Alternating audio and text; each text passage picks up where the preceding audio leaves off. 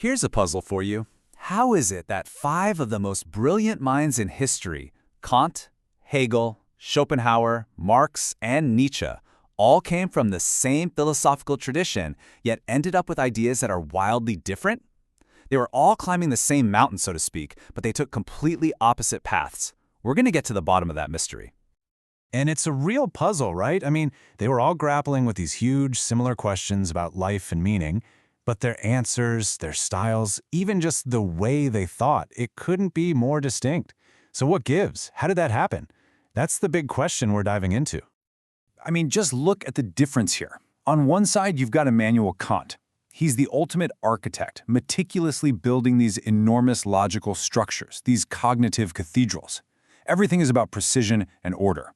And then you have Friedrich Nietzsche, the prophet. His philosophy just explodes onto the page in these intuitive, poetic bursts. It's like comparing an architect's blueprint to a lightning strike. How do both of these come from the same intellectual world? Well, it turns out there's a kind of secret key, a tool we can use to unlock what's going on inside these minds. We're going to call it the 5 stages of thought. Think of it like a map of how consciousness itself develops. And it's going to show us exactly why these brilliant thinkers took such radically different journeys. So let's take a quick look at this map. It all kicks off with sensation, just raw bodily experience. Then you've got perception, where our brain starts to spot patterns in all that raw data. Next up is feeling. This is the engine room, right? The emotional core that gives our thoughts direction and purpose. From there, we can hit intuition, those sudden flashes of insight, the creative leaps. And finally, at the very top is deep cognition. This is where we build those huge, all-encompassing logical systems. Now, here's the secret. Every great thinker operates across these stages. But the key to our whole mystery is figuring out where each one peaked. That changes everything. All right, let's put this framework to the test.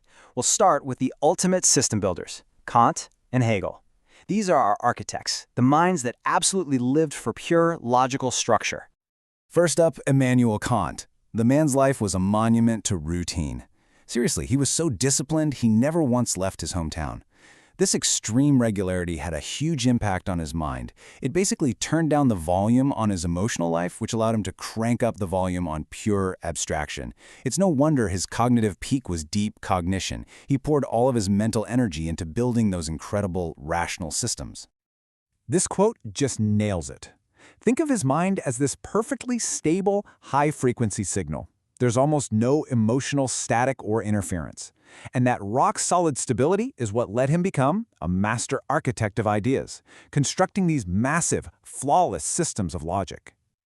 Now, Hegel is another system builder, but he's got a fascinating twist. His mind developed much more slowly, more patiently, and while his life was mostly quiet study, it was also hit by these deep emotional shocks.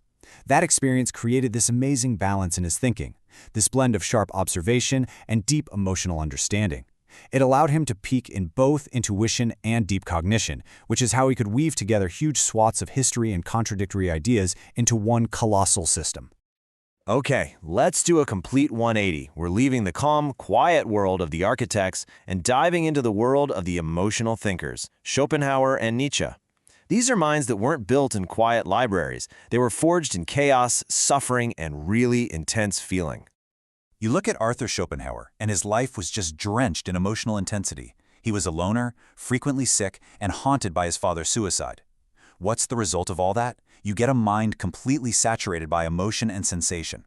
So for him, the cognitive peak wasn't logic, it was feeling.